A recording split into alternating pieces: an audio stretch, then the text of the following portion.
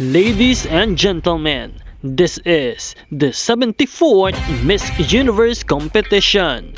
This is Nell 2204 and don't forget to like and subscribe.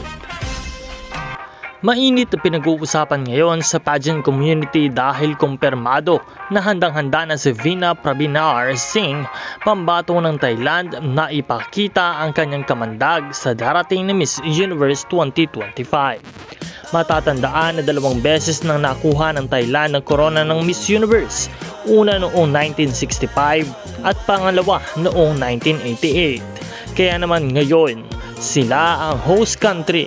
Marami ang nagtatanong, posible nga ba ang home court decision para sa kanilang ikatlong corona?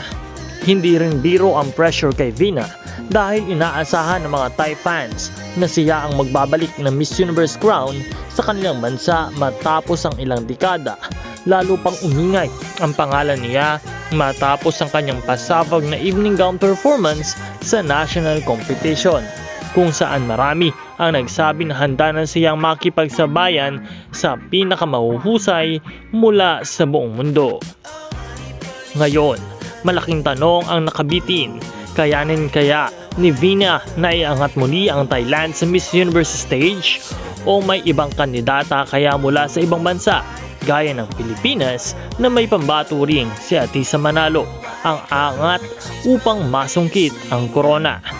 Isang bagay ang sigurado, magiging palaban, makulay at mas matindi ang laban ng Miss Universe ngayong taon. Kaya naman patuloy po tayong mantabay sa channel na ito para sa lahat ng mga bagong updates at mga bagong balita. Huwag kalimutan na mag-subscribe at pindutin ang notification bell. Maraming salamat sa panonood. This is Nell 2204, ang inyong pageant vlogger host.